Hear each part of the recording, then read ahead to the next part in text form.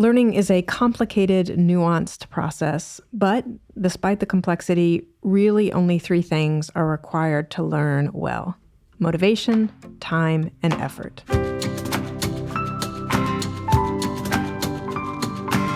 I'm Celisa Steele. I'm Jeff Cobb, and this is the Leading Learning Podcast. From one perspective, learning is a natural, intuitive activity that all humans engage in. From our birth on, we're learning. We learn as we develop.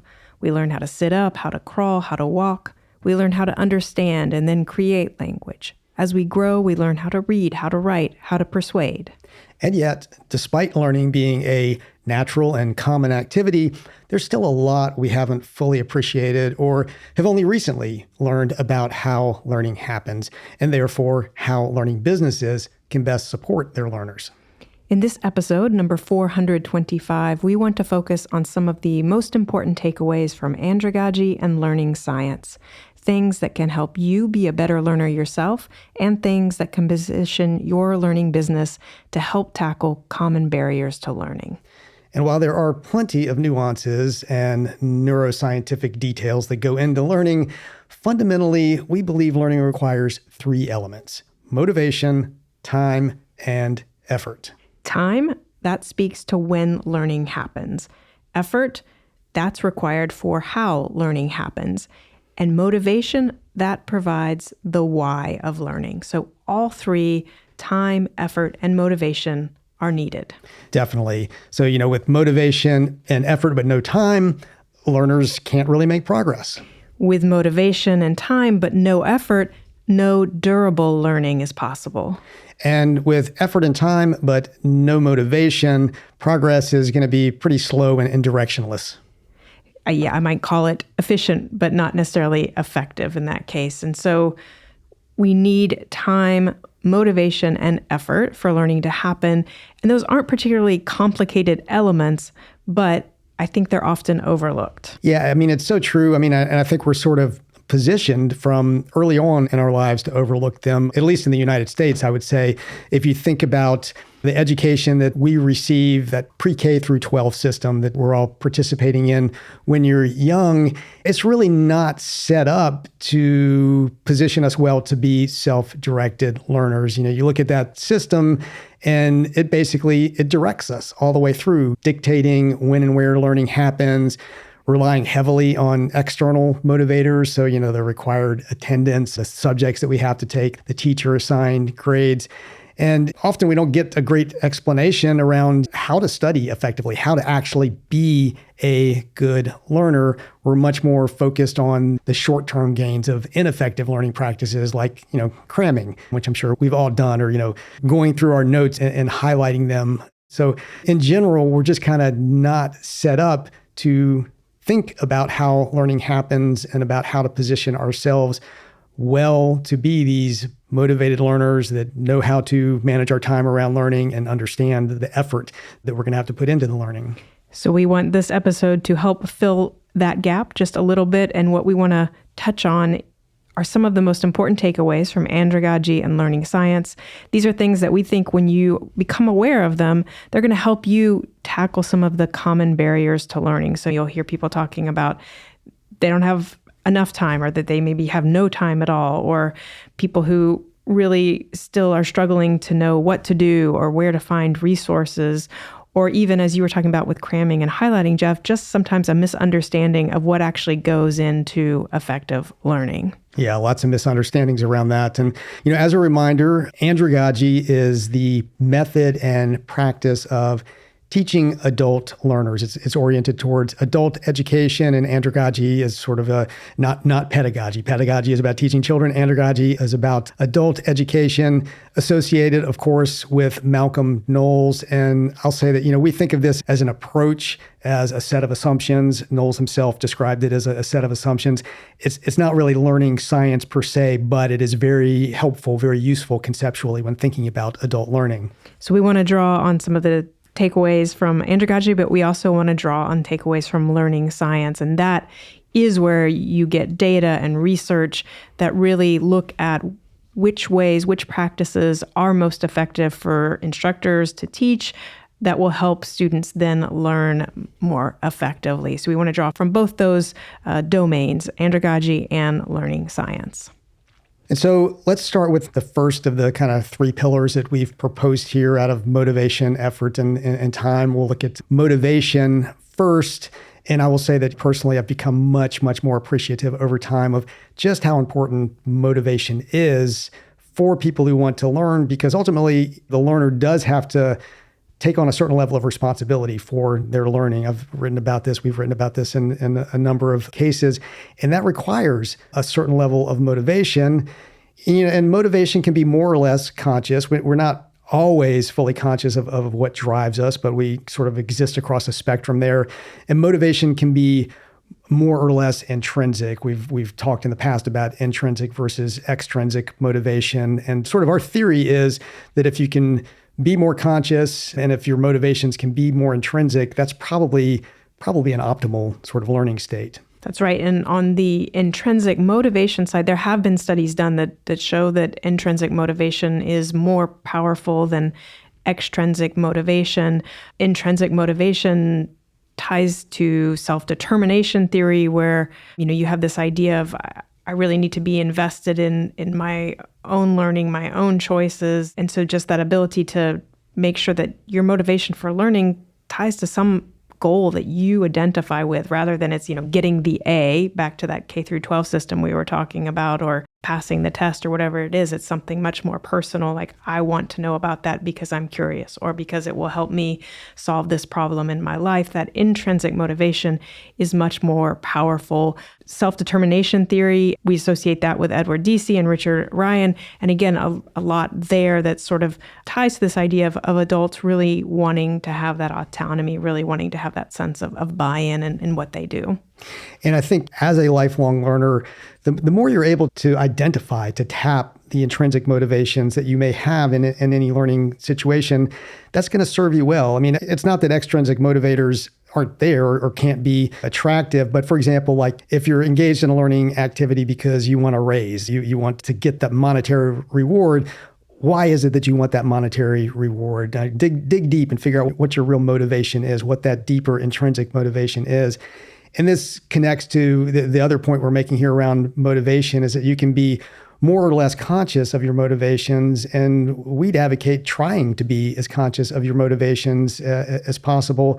And also just, having a good sense of yourself as a learner and what learning requires. This would be sort of metacognitive skills that enable you to more fully and more productively, know your motivations, but then direct your learning. And I think that metacognition also helps you be aware of mindset. And we know how important mindset can be in learning situations. You have Carol Dweck helping to popularize the ideas of either having a fixed mindset or a growth mindset. And if you have a fixed mindset where you really believe that your own and others' abilities and skills and knowledge are fixed quantities, essentially, then that gives you a very different spin on why you might take a course. Because if you don't really believe it's going to change you, you're not going to be as open to the full range of what a learning experience might help you do in your own life.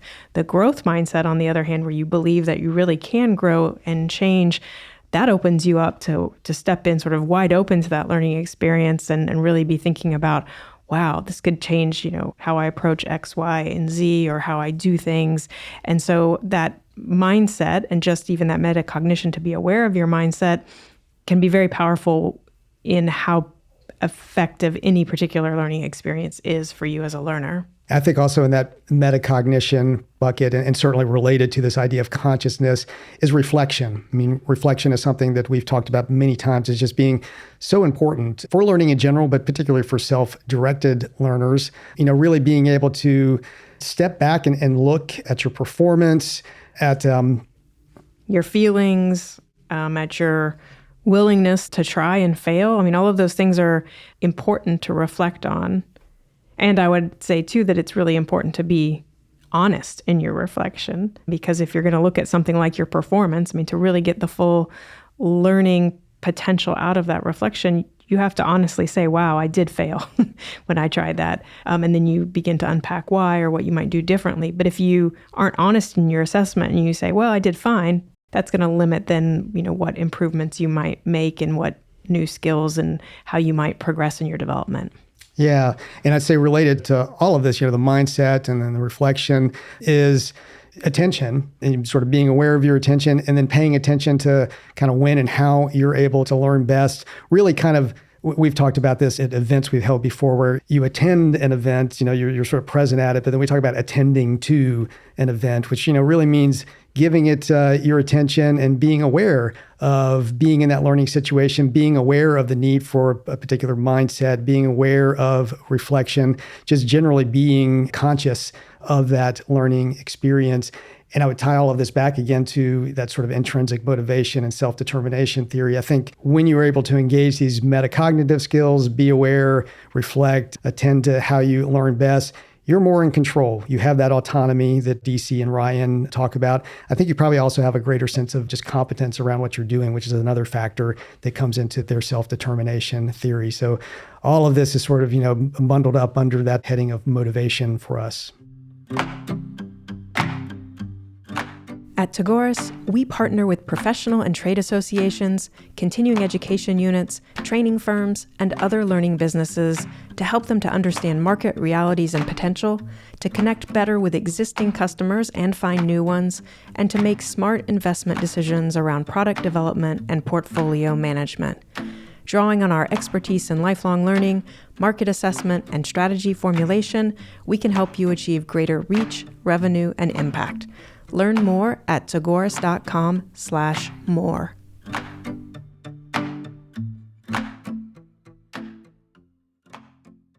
So the second pillar that we've posited as an essential element for learning is effort. And to learn, we must pay attention. And to pay attention, that requires energy. And Jeff, you began talking about attention as we were kind of wrapping up, talking about motivation. But here in the case of effort, when we're thinking about attention here, it's just that acknowledgement that to pay attention, it does require energy, and we can't expect to expend high effort indefinitely. We have to be aware of sort of the load that learning takes, and there are many takeaways from this. One would be, for example, we shouldn't attempt to multitask. I mean, there have been many studies that show that we can't actually multitask in the first place, that you're essentially doing one thing for a short period of time, switching to another thing for a short period of time, and going back and forth. And that level of divided attention really prevents learning. And we know from studies of learning around cognitive load that we really do need to give learning our full attention if we're going to be able to absorb and process and then begin to move from short-term memory into long-term memory what we are learning, what's being talked about in that learning experience.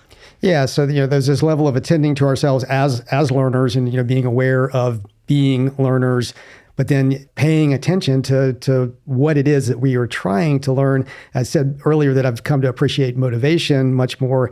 Even more so, I've come to appreciate the role of attention in learning, because if you can't capture somebody's attention as a teacher, if you can't make the effort to give that attention as a learner, that connection is just not going to be made. And this is something we actually talk about in our Presenting for Impact course. Just if you're an instructor, if you're a facilitator, gaining the learner's attention and being able to maintain that attention. And of course, we know in this world we live in right now, that can be extremely hard with all of the things that are competing for our attention.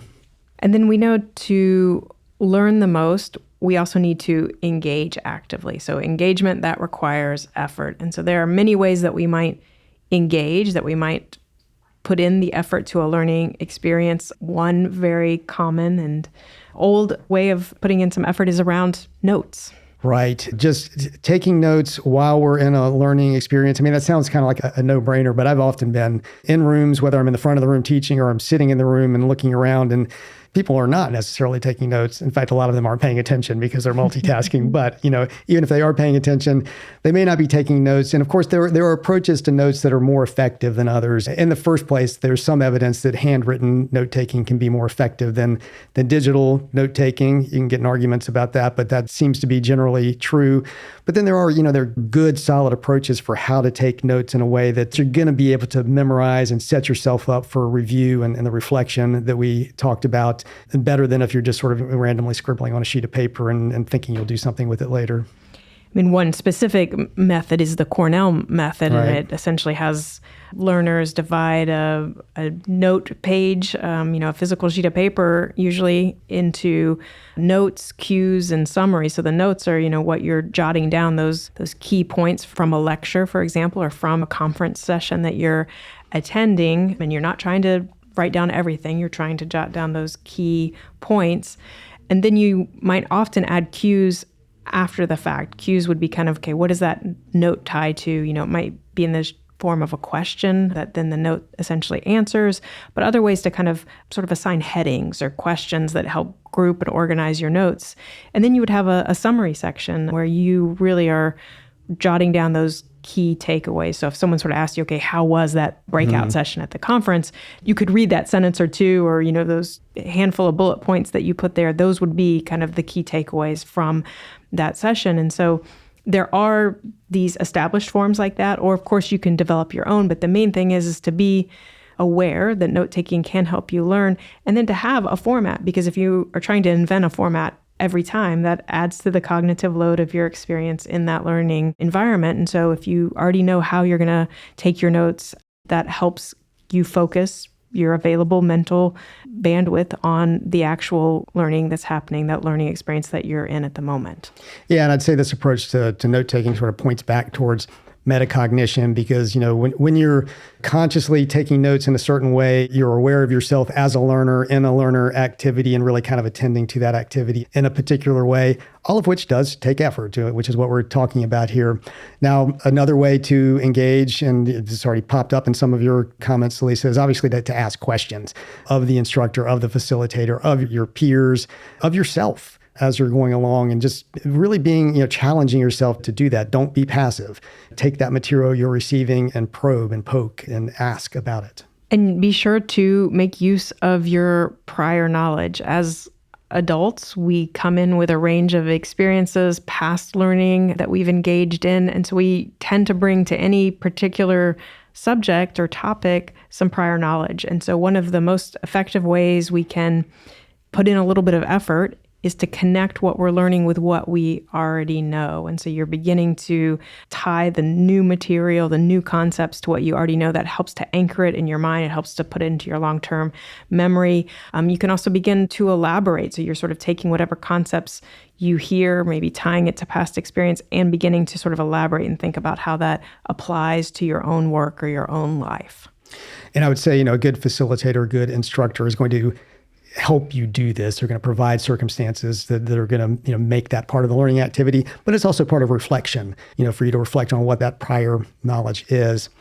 And then, of course, as part of that and beyond that, look for the applications of what you're learning in your real life, in your work, or wherever you're thinking it applies. What problems or needs do you have that what you're learning might actually help you with? And think about, how you would really apply what you're learning against that problem, against that opportunity. And then another way to put in effort that's going to help you learn more effectively is around active retrieval. So this gets back to kind of, you mentioned highlighting earlier on in our conversation, Jeff. Highlighting is a relatively passive way of reviewing material.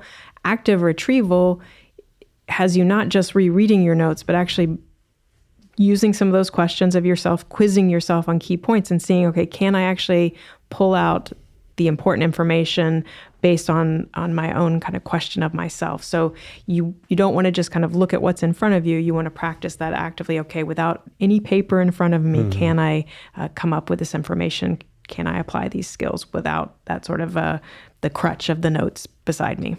Yeah, that's another thing I've gained so much appreciation for over time. It can be, honestly, I find it can often be very painful to do this. It does take an unusual level of cognitive effort, at least for me, but the payoffs are just so large when you do basically work without a net and have to bring whatever you learned out of your mind, on your own without just passively doing something like reviewing notes. And so all of this that ties into reflection and just being aware of what's going on, that metacognition, all that's going to help you know when to push ahead and when to take a break and then, maybe return later to that topic. Because again, it does take effort, and effort requires energy, and we don't have limitless energy. So you do need to be aware of, okay, when your energy and your effort begin to flag, maybe that's a signal to take a break rather than trying to just sort of force yourself to plunge ahead. There's a lot to be said for taking breaks, giving your brain that mental pause so that you can come back and re-engage and be more effective in your learning. Yeah, and I'd say too that lifestyle factors can come into play here and impact, what level of effort you're able to put into things. I'd say they probably can impact your motivation at times as well. Getting enough sleep, getting high quality sleep, trying to manage stress, manage your diet, getting exercise. All of these things play a role in sort of how well we're able to show up to learning, how well we are able to pay attention, to engage, to tap into our motivation to learn. And then ultimately how well we're able to remember, Yes. Because we know that memory is heavily affected by all those things you ticked off: sleep and stress and diet and exercise.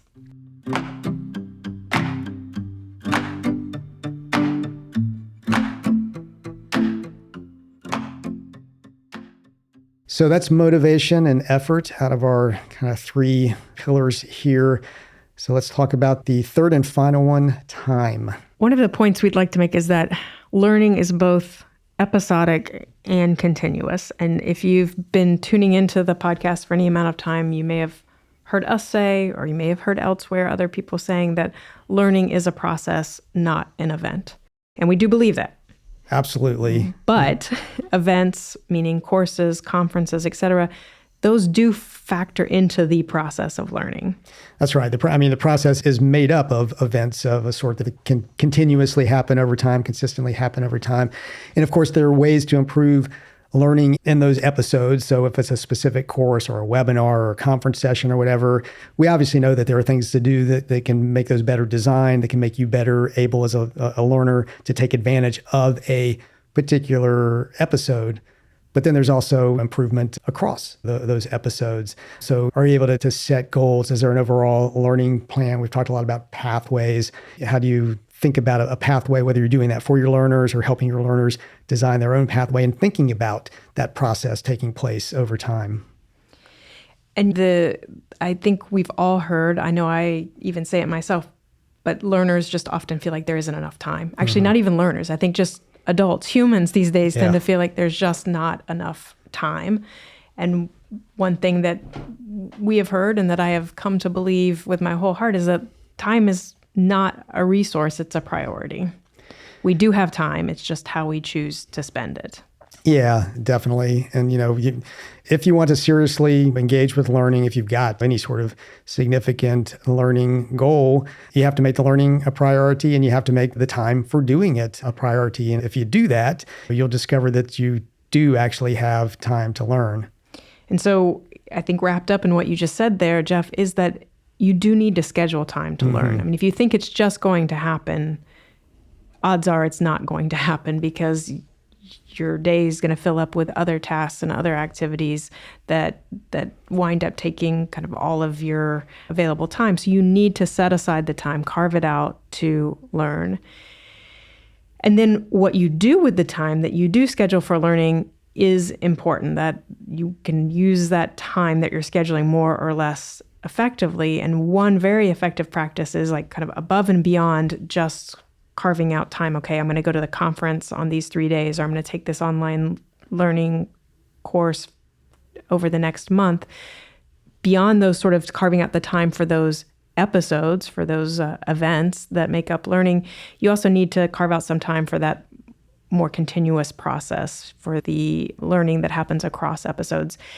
And that means you're going to then have time for spaced repetition and distributed practice, because those are what contribute to durable learning and your progress and help really move new information, new skills from that shorter term memory to your longer term memory where you can call on them when needed and where you're much more fluent then in using those skills or that knowledge when they are applicable. Yeah, to be honest, for me, this is at the core of time as a factor in learning, because we talked about, learning is episodic as well as continuous, happening over time. But it is the over time part that is so important. Things, you have to have repeated exposure to whatever it is you're trying to learn. You have to engage with it in different ways at different points of time over time. That, the one shot hardly ever does it for truly learning something. So being aware of this need to space things out and to keep coming back, sometimes repeating things and reviewing them, reflecting on them, trying them in different ways. I know personally, this is something I do as a musician. Like, if I want to learn, say, the scales on a guitar, that's not going to be a one-step process. I'm going to do those same scales repeatedly over and over again over time, but not just repeating the scales. I'm going to have to try them out in different ways, in different contexts over time. And I think this is another aspect of sort of making good use of your time. How do you sort of orchestrate your repetition, your practice in a way that you're going to vary the context in which you're trying to learn the material and ultimately cement it into your long-term memory. And I think that we also have to be realistic about what is sustainable. We know that our brains get tired, that our brains need breaks, or we need changes of pace or kind of things that are going to re-engage us so that we don't kind of just begin to tune out that monotone of a lecture, for example. And so there are specific approaches like the Pomodoro technique. And the idea there is you set a timer for 25 minutes and you're going to focus on whatever the task or the learning is at hand for those 25 minutes. And then you're going to take a 5-minute break. You might get up, walk outside, do some jumping jacks, whatever it is, but you're going to do something that truly is a break. And doing, those sort of multiple 30-minute segments like that, where you have 25 minutes of intense focus, 5-minute break, and then you rinse and repeat, that suddenly makes a morning of learning possible, where if you just think you're going to sit down from 8 to noon and kind of just plow through that online course, that's not really as effective because, again, our brains get tired, they need breaks, and so we need to be aware of that. And part of our scheduling, part of our attention to time and its role in learning is to be realistic and to carve out breaks. And the truth is, and this is another thing I've come to appreciate, I feel like this is turning into like the things I've come to appreciate about learning over time, but short shots of repetition and practice over time, again, spaced out over time, can be extraordinarily effective. Oftentimes, you're going to sit down and do that 4-hour session, which, as you're saying, is hard to sustain. And even if you break it up into chunks, there's just still only so much you can absorb, in one session. But 5, 10, 15 minutes every morning for 2 weeks, you'd be surprised what you can learn at the end of that, what you can walk away with. It's actually, in your long-term memory that you're now able to know or do or call up when needed.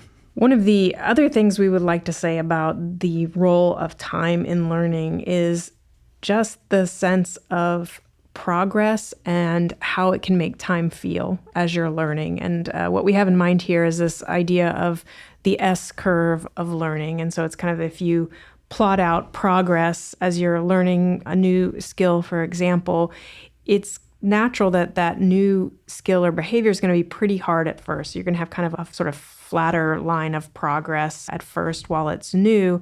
It's going to get easier over time with practice. So you're going to have a sharper rise in that curve of your learning. And then once you get really proficient, it's going to begin to flatten out again. So you get kind of a sideways sort of S if you plot it on a graph there. And so it's just important at some level just to be aware of this, to have that sort of metacognition, to be aware that learning in most cases does go more slowly at first when you're totally new.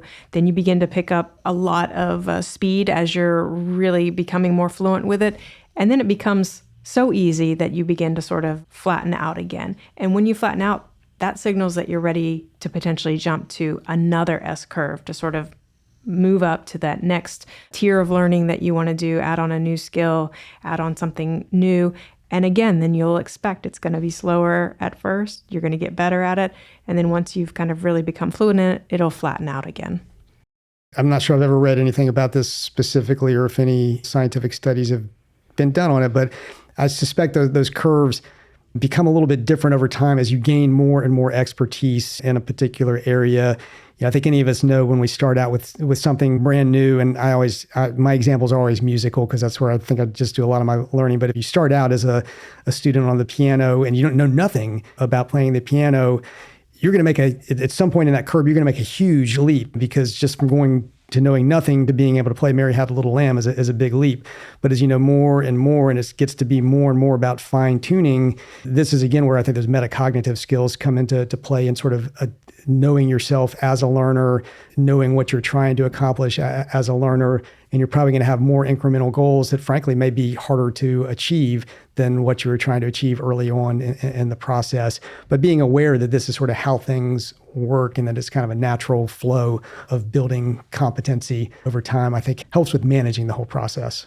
And there's a concept of deliberate practice, and I think that also ties to this idea of improvement over time, because if something's too easy, and if you're aware of that, then that means you probably want to move on and begin to build on that skill or that knowledge. Because if it's too easy and you just stay at that level, odds are you're going to become uninterested in it.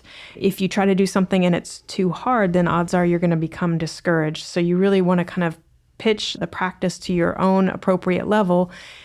And that level is going to change over time, because like you said, Jeff, if you go from knowing nothing on the piano to suddenly knowing, okay, which keys play which notes, to being able to play Mary Had a Little Lamb. If you keep playing Mary Had a Little Lamb, you're going to drive yourself crazy. Yeah, right? Drive everybody in the house crazy too. So you want to move on. You want to take your deliberate practice and now begin to focus on a new song or whatever your next goal might mean for you. But that idea of deliberate practice and being aware of where you really are now. And sometimes you'll have an instructor or a facilitator or a coach or a mentor who can also help you see that and help you know when it's time to move along. But it's also something for you to cultivate in yourself, that awareness of, okay, where am I? Am I ready to take on a new challenge, or to kind of turn the volume up on this a little bit, or am I good right now in terms of what I'm doing? So that's a look at time. We've talked about effort as well. We've talked about motivation. And again, just, our view that this is reductionist, obviously, but, boiling things down to that the motivation needs to be there. You've got to put in, the effort if you really want to learn something. And it all requires time, and both like what you do in a specific episode of time, but then also what you do consistently and continually over time, putting in that effort, hopefully motivated to do it, to really achieve the learning goals that you set out for yourself.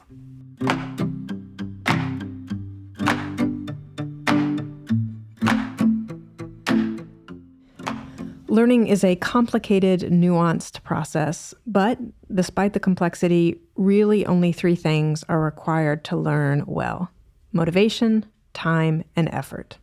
At leadinglearning.com/episode 425, you'll find show notes, a transcript, and options for subscribing to the podcast.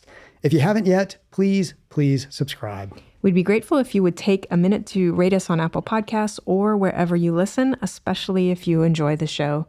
Jeff and I personally appreciate reviews and ratings, and they help the podcast show up when others search for content on leading a learning business. And please spread the word about Leading Learning. You can do that in a one-on-one conversation or email to a colleague, and you can do it through social media. In the show notes at leadinglearning.com/episode 425, you'll find links to connect with us on LinkedIn, X, and Facebook. Thanks again, and see you next time on the Leading Learning podcast.